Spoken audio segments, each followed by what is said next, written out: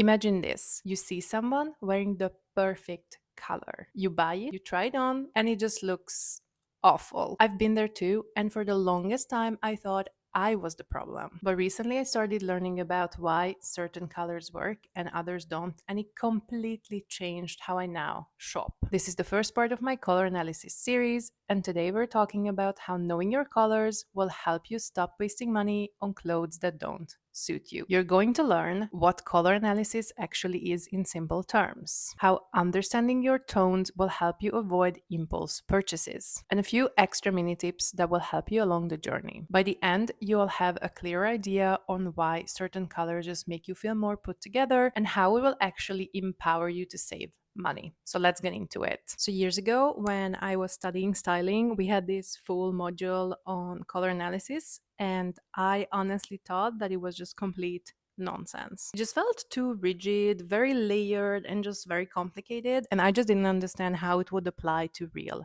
life. Fast forward a few months ago, I started rebuilding my own wardrobe and I started relearning what I thought I already knew. And honestly, the difference it made in my wardrobe was very surprising, and I'm still processing it on some level. Now that I know what I know and I relearned in the past few months, I'm not surprised. Suddenly, the colors I used to just avoid like the plague started making sense in my wardrobe, and I also realized that the colors I was pushing very hard on myself were not necessarily always a good fit for me. And even though I'm still very much learning, because it is a topic that is very layered and it's not necessarily complicated, but it is quite complex if you really want to understand every little bits and pieces of it. At least now, before I buy anything, I can almost certainly tell if that color is going to be a good fit for me or if it's just going to be a waste of money. And if it's the latter, I can just avoid it. Okay, but let's talk about what color analysis is. And if you read anything about color analysis, you might know that, to my best knowledge at least, it started with a book that was published, I believe, in the 80s. It's called Color Me Beautiful by Carol Jackson. And while I do think that this book can be a really good resource, along with some other books and blog posts and YouTube videos, I'll link some in the description box, color analysis is much deeper, in my opinion, than just following strict color palettes or even getting a professional color analysis, even though that is on my wish list right now because I just think it would be really, really fun. But color analysis is much more about understanding yourself. You don't need to get it perfect, and dare I say, you don't even need to follow your own color analysis to the dot to make things look better on you. It's a learning process, and honestly, it gets quite fun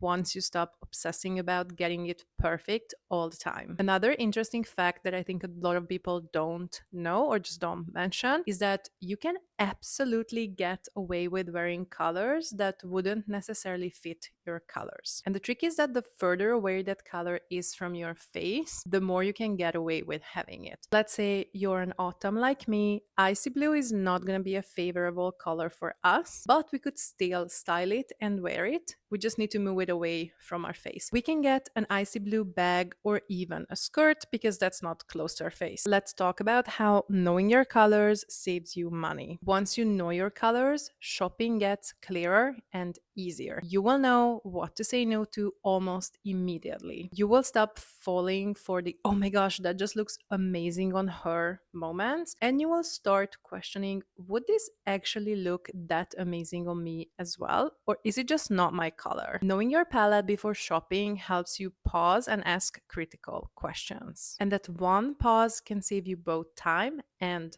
money. So hopefully you're on board with my idea that knowing your colors will actually help you save money, so we can start talking about the basics, the undertones, and the 4 seasons. So here's a simplified version of color analysis, and I want to preface that I'm not going to talk about contrast, chroma, and some other relevant terms because I plan to save that for the actual seasons that come next in this series. Starting out, let's talk about your skin. Your skin has an undertone. It's either warm, golden, or olive, or cool, pink, rosy, or bluish. But look out because it can also be neutral if it's hard to say which one it would be, or if it's a mix of both. When you find the right colors, those will complement your undertones, so it will make you look more alive and a little bit fresher. From here, we're going to jump into talking about the 4 main seasons that color analysis uses. Within these 4 seasons, there are also 3 subseasons per season, so altogether there are 12 color seasons. Okay, let's start with spring. Spring has 3 descriptive words, which are warm, light, and bright, and we'll talk about this in the individual spring video. Basically, you would have golden undertones, hair with honey or warm blonde tones, and usually light eyes like blue, green, or hazel. Moving on to summer, summer's 3 descriptive words would be cool, soft, and muted. Summer is with ashy undertones, with light brown or ash blonde hair, and cool eyes like gray, blue, or soft green. Moving on to autumn, autumn's 3 descriptive words are warm, deep, and earthy. Here we will see golden or olive undertones and darker hair like chestnut or auburn. The eyes usually range from hazel to deep green or brown. And then last but not least, winter's 3 descriptive words are cool, dark, and high contrast. Here we would see pink or cool undertones. Usually it's paired with dark brown or black hair, sometimes platinum, and very intense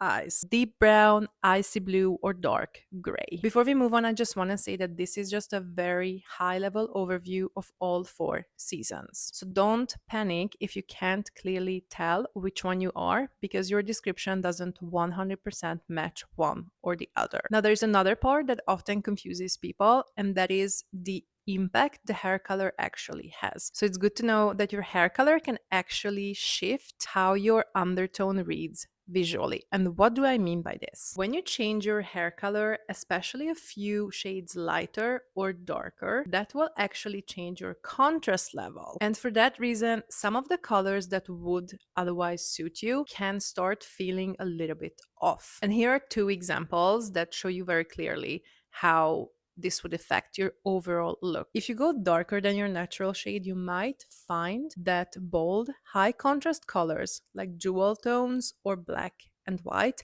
look better on you than they did before. And if you lighten your hair, the same strong colors might overpower you. The softer tones will start feeling more balanced with your look. But this doesn't mean that your undertone itself changed. If you recolored your hair recently and your wardrobe started feeling a little bit weird, that might be one reason why. And I once again just want to reiterate that for the sake of keeping this video on the shorter side, I won't go into much more detail about how color analysis started, what are some scientific evidence behind it, or the lack of it for that matter, but I will link a bunch of resources in the description box, and I do encourage you to go and check those out. I do want to be clear that I believe in and highly support critical thinking. Go and do more research, listen to more opinions and ideas about something, and make an educated choice for yourself. And it is the same with color analysis. I know there are a lot of videos out there who do believe in it and others who don't believe in it. And I do think it's something that you yourself have to make an educated decision on. With that said, I want to cover what's coming next for this series. This video is just a start because I want to deep dive into each color season and their subseasons as well. So I want to cover all 12 subseasons. I want to provide useful information for you because I do believe that just knowing more will empower you to know what to shop and what to avoid, and that alone already will help you save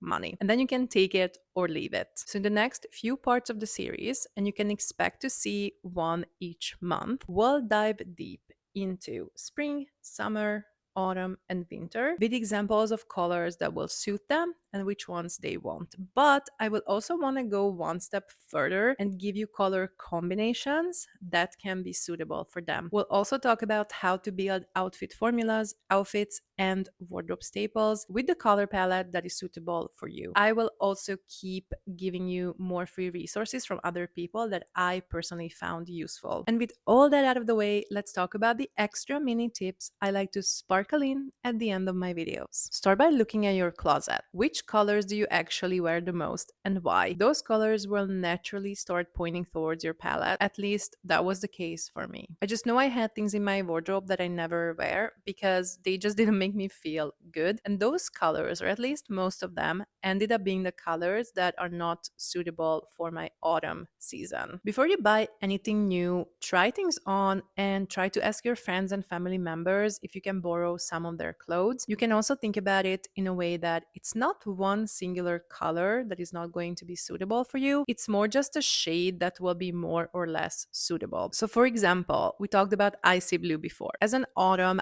icy blue is not going to be a favorable color for you, but navy is definitely one of the top colors that can be suitable for an autumn. And if you can't or don't want to borrow from friends and family, you can challenge yourself for going out on an afternoon and just try things on in a secondhand store or another shop to see which colors make you feel good. Enter pro level if you don't actually buy anything the first time you're doing this, but you're only making either mental or physical notes for yourself to understand later what looked good on you. Next tip, if you're unsure, take photos in daylight wearing different tones. And this is also why professional color analysts use different swaps and swatches. I'm sure you've seen them when you saw these videos or even when you go on someone's website. They have these color swatches and they just try to put it next to your face to see which one would be sort of more natural looking with your undertones. You can also use these pictures to ask for feedback from other people, like your friends or your family members, especially people that you trust will give you their honest opinion. Sometimes we just want certain colors to look good on us, even though they don't. Hello, icy blue. I'm still